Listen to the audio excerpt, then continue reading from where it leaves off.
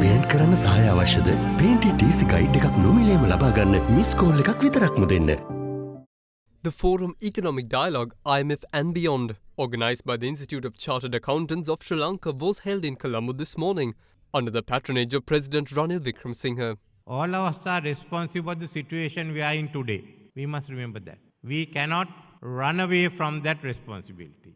We must all bear that. What we have to do now is ensure that the next generation will live in a prosperous society. What is our task? It's not merely to stabilize the economy, but to ensure growth, to grow in this new global economy and to go ahead. We must remember that one of the biggest issues that held back our growth is the ethnic issue. We cannot divorce that issue from the economic issues. We are a democracy. Open debate is useful. We have to discuss and debate these issues.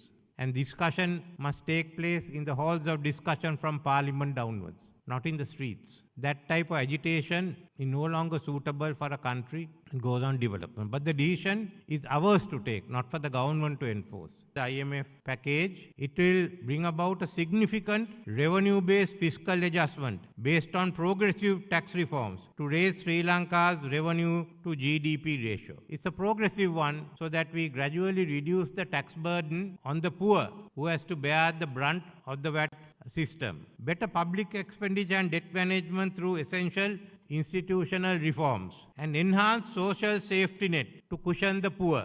Restoring price stability and a market-determined flexible exchange rate, and rebuilding our international reserves.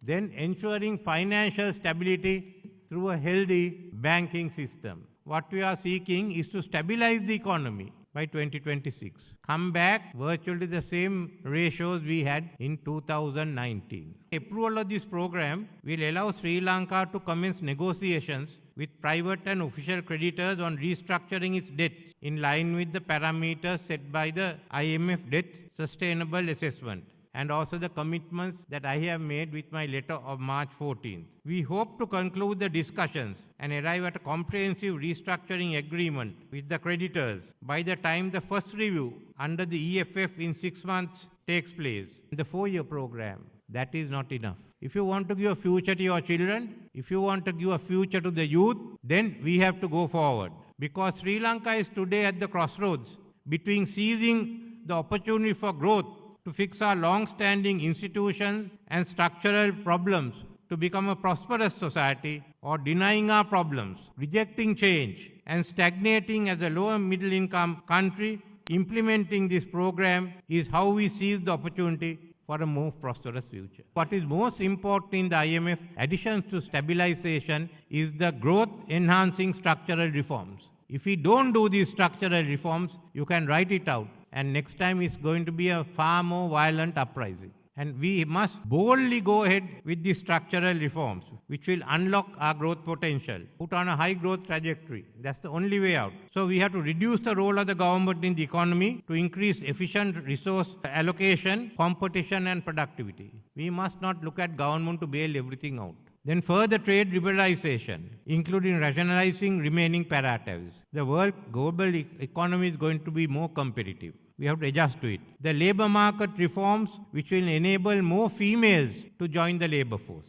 As our population age, it is necessary that more females join the labor force. Remove the impediments to private investment, including by modernizing the regulatory and doing business environment. And what I am aiming in the next 2 years to lay the groundwork for a highly competitive social market economy.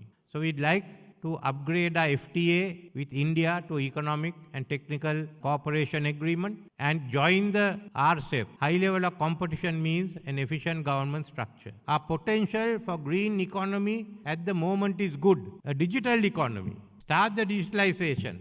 Start with Western province where 50% of your economy is. Spread out to the other areas of high economic activity. Then cover the rest of the country. Let us modernize agriculture and fisheries. That's the start of another low-hanging fruit.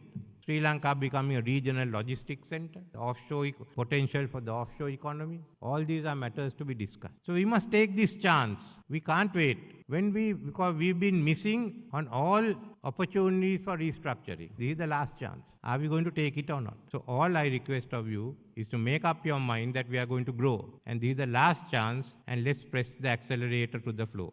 There's nothing else that we can do.